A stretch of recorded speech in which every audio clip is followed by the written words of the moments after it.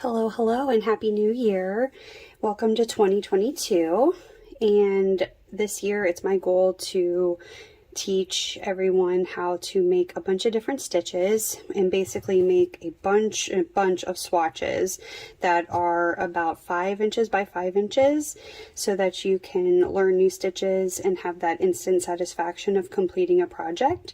So this is the perfect size for a coaster or a snuggle bonding square for preemie babies in the NICU. Today we're going to be learning the single crochet stitch, and the materials I'm using today is this Yarn Bee Soft and Sleek low pill fiber, and I like the low pill because it washes up a little bit better and you don't have to worry about those fuzzy balls on your work, which could be potentially hazardous to the babies if you are going to donate these in the NICU. The color is called Crisp Air, and it is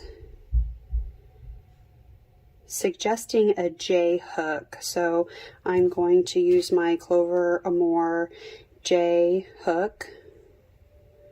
These are my favorite hooks. I have a link to them in the description if you are interested. I also have some scissors, a yarn needle, a tape measure, which potentially optional, but if you're working on learning gauge, I suggest a tape measure or a ruler, and this fun toy that I just got, which is also totally optional, but it is a stitch counter ring so I can keep track of my rows. So let's begin.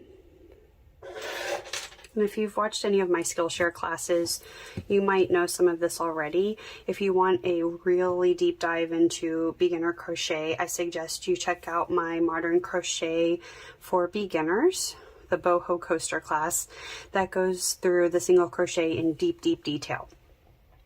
But this is a nice kind of quick summary of that class. So we're going to take our yarn. We first need to make our slip knot. So get a little bit of a tail here. I'm going to wrap it around my finger, pull my loop off my finger, take my short tail, just place it through the loop, not all the way, tighten that, and there's your slip knot. Take your hook. You do not have to have a J hook, just as long as you're maintaining the gauge. It doesn't matter what size hook, but I'm going to use a J hook. Place that inside the loop and tighten your slip knot. So I prefer my knife hold. You might try a pencil hold, whatever feels more comfortable. I hold my yarn by draping the yarn over my pinky, then folding my hand down, then placing the yarn between my index and middle finger. And I find this is the best way for me to control my tension. You may find just holding it between your fingers here, or, you know, like this, whatever works for you. There's different ways, but as long as you're comfortable, who cares? So to start out with a single crochet, you can chain any number, it doesn't matter. And for me to get this 5 inch by 5 inch square with my J hook, that was a chain of 18. Now we're going to begin chaining. So hold your yarn however you think it's comfortable. Again, I take mine around my pinky, and then I fold my hand over and grab the yarn again through these two fingers.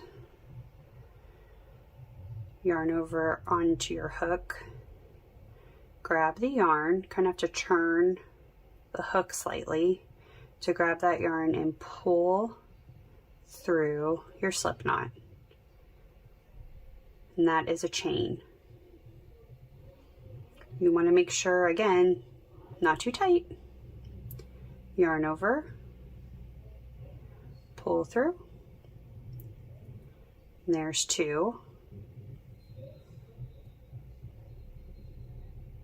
3, 4, 5, 6, 7, 8, 9, 10, 11, 12, 13, 14, 15, 16, 17, 18. To make our single crochets, now we start working down the chains we just made. And in single crochet, you can chain any number, but your first stitch, unless otherwise specified, goes in the second chain from the hook. So we have our chain on the hook, our first chain, and the second chain. So our first single crochet, we're going to place our hook right in here. So not here, but here. So go right in your chain. Now you have 2 loops on your hook. Yarn over. Grab the yarn with your hook and pull through the first loop. Now you have 2 loops on your hook. Yarn over again. Grab your yarn and pull through those 2 loops. Then you've got 1 loop on your hook and your first single crochet is complete. You'll repeat that very same process all the way across the row. So our next stitch is going to go in the next chain. So take your hook, insert it into the next chain, yarn over, grab your yarn and pull up the loop, 2 loops on your hook, yarn over, pull through both loops. So there is your second single crochet. And you can see these little loops forming. Those are your stitches. So at the end we'll count them and I'll show you kind of the anatomy of the stitch. So there's 2. Now we're going to make our third. Right into the chain, yarn over, pull up a loop, yarn over, and pull through both loops. Insert your hook, yarn over, pull up a loop, yarn over, and pull through 2.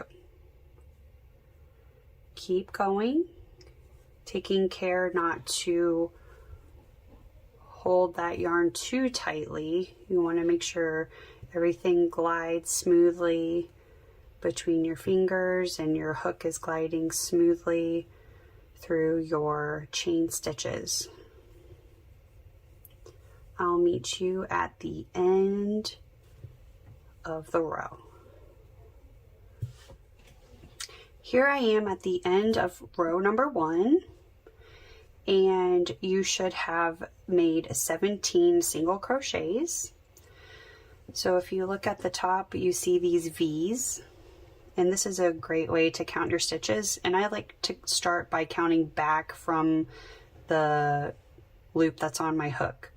So here's 1, 2, 3, 4, 5, 6, 7, 8, 9, 10, 11, 12, 13, 14, 15, 16, and 17, which is kind of here on the side. So those are your single crochet stitches. Now in single crochet we work back and forth, and in order to do that we need to turn our work. So the next step is to chain 1. So we're going to chain 1, and then like flipping a page in the book, you're going to turn this around. And now we are working on the back side.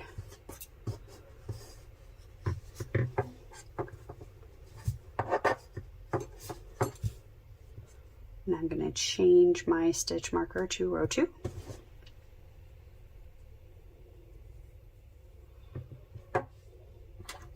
Taking a look, we've got our loop on the hook.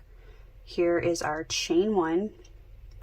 and this is our first stitch, and this is where we're going to insert our hook to place our next single crochet. Insert your hook through both the front loop and the back loop. So this is a stitch. It kind of looks like you've got two loops stuck together. Yarn over, pull up a loop. You have two loops, yarn over, pull through two, and that is a single crochet.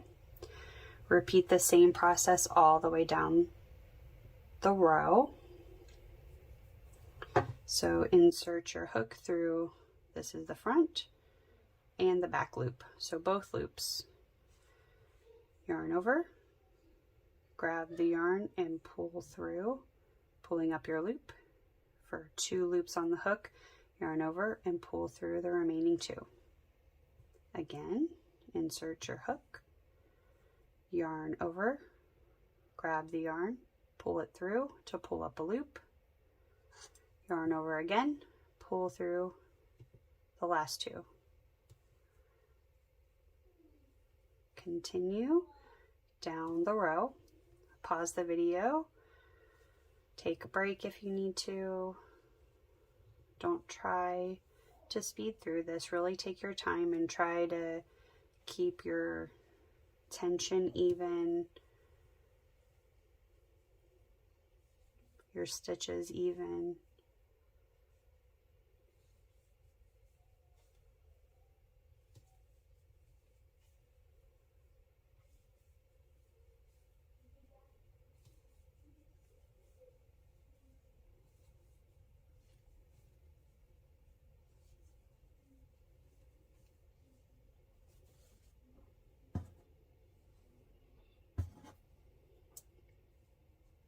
I have two stitches left. Insert your hook, yarn over, pull up a loop, yarn over, pull through two. And then our very last stitch is kind of on the side. So here's where it is important, if you're not sure if you are done or you have another stitch, you can count to make sure you still have 17 stitches. 1, 2, 3, 4, 5, 6, 7, 8, 9, 10, 11, 12, 13, 14, 15, 16. So I know that I still have my 17th stitch, which is this guy hanging out on the side here. It's easy to miss. If you miss it, your work's going to start going inward and get all wonky shaped. Insert your hook, yarn over, pull up, yarn over, pull through two.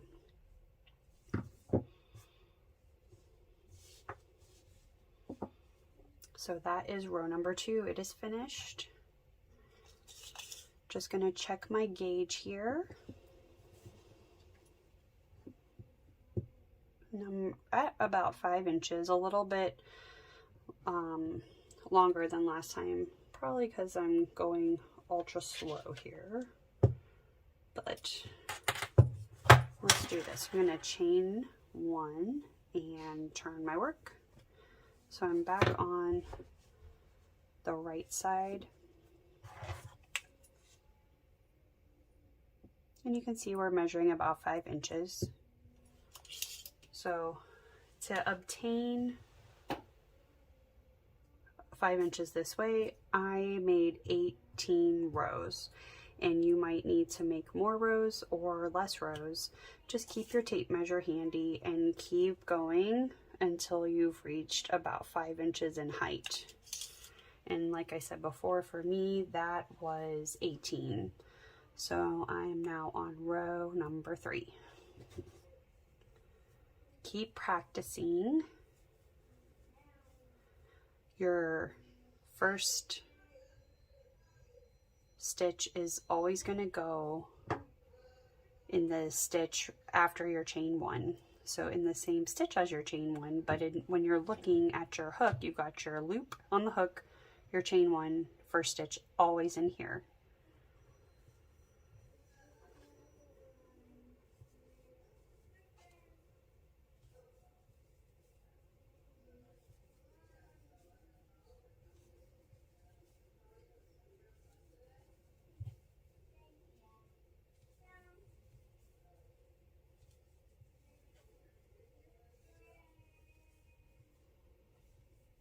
keep going, and I will meet you at the end of my row 18. All right, I'm on my last row, row number 18, about halfway through. So we'll go ahead and finish this last row of single crochets together.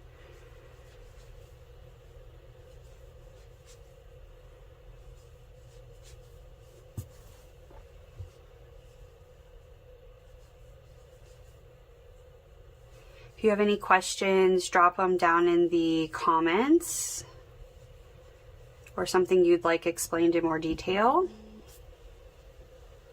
All right, here we are on the last stitch.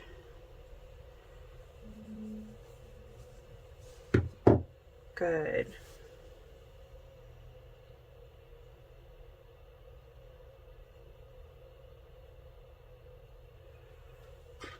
And to finish off, we just simply chain one, leave a little bit of a tail to weave in, pull out your hook, and tighten up that tail. And there is your swatch, single crochets. So it should measure about 5 by 5, give or take.